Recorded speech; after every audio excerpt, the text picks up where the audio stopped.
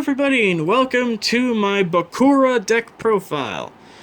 This deck is going to get the most hate in the comments out of any of them because I'm not playing Destiny board in this deck.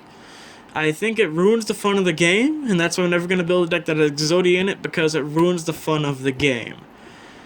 Granted, if it's required enough and you guys request it a lot, then I will. But for now, I don't want to do that because this deck is already nice and powerful on its own without those cards, so yeah, let's get started.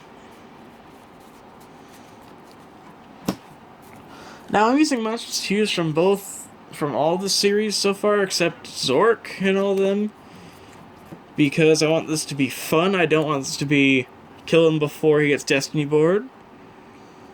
Anyway, Bakura's best card, well, ace monster, Dark Necrofear.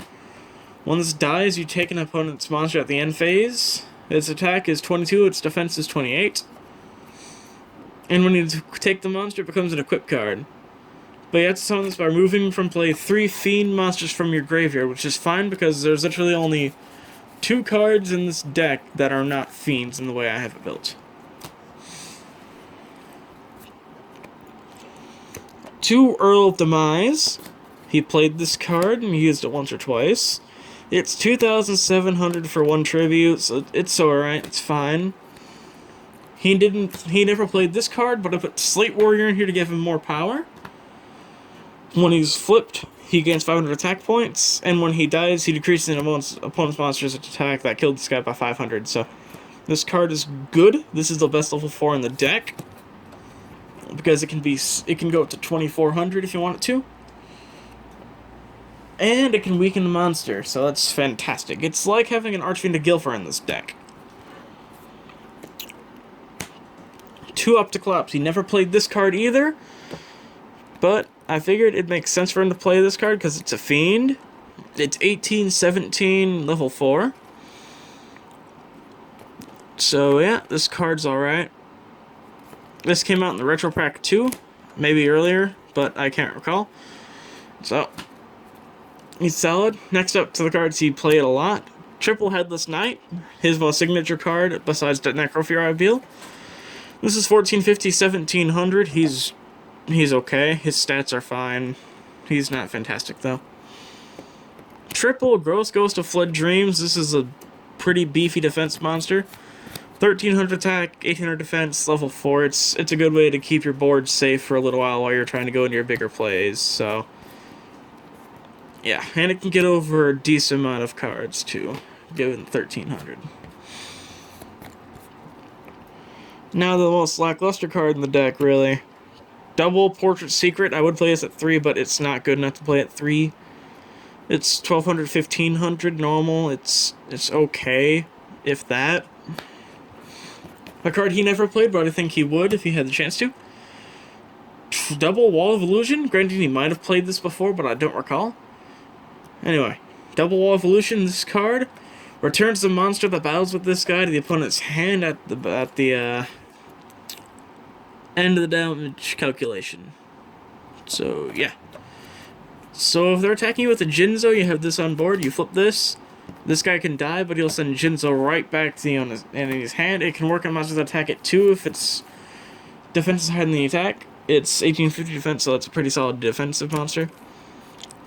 2 Earthbound Spirit. I'm not playing Forgotten Soul, that Forgotten Soul thing with 900 attack, because that card is just bad. Wait, here, this is 500, 2000. Its attack is nothing great, but its defense is beefy, so that's good. And a very dangerous card he played, Double Man-Eater Bug. This card was so good back in the day. This is how a lot of people would get over anything that they couldn't beat with the monster in battle. Because you'd always have this face down if you could. Opponent attack, you'd kill whatever monster you felt was the biggest threat. And then you can clear the board for a game attack. And or just make it so you can win the duel in a little bit in a few turns. He never played this card, but I put 2 Dark Energy in here to boost his Fiend Monster attack points by 300 and his defense as well. It's not the best equipped card, but it's like Legendary Sword, so it's fine. It's a good card for the deck. 1 Graceful Charity.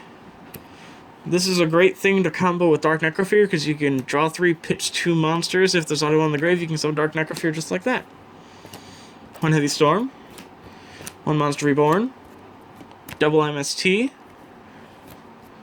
1 Pot of Greed, 2 Sword of Dark Destruction to go with the equip spells I have in his deck. This card's good. This is 400 attack, minus 200 defense, so this card's good. It's pretty good. It's pretty good. 1 Tribute to the Doomed. I don't remember if he played this card. I think he did. But essentially what it is, you just pitch a card, kill a monster. That's it. You can even kill your own monster if you want to for some reason. 2 Yami for a field spell because he plays in Shadow games, so it makes sense to have a card that literally means darkness in Japanese. So, there we go. 1 Magic Jammer. I don't believe you ever played this in the anime, but I have it in here for space filling. 1 Negate Attack. Double Sakuretsu. He never played this. Not many people did, but this is a card to go to instead of Negate Attack if I don't have enough copies of that lying around. And this just replaces some of the Destiny board pieces too, so, yep. That's why this is in there. 1 Trap Hole. Now, I'm sorry this deck isn't full anime. If you're a Bakura fanboy or fangirl or whatever you are, or you just don't like that I have it altered it to where he didn't use a couple of the cards I have in here, I'm sorry, but that's the way I like to play the deck when they actually have a chance in making a chance for a decent recording. So yes, thank you guys for watching, and I'll see you guys in the next video. Ciao.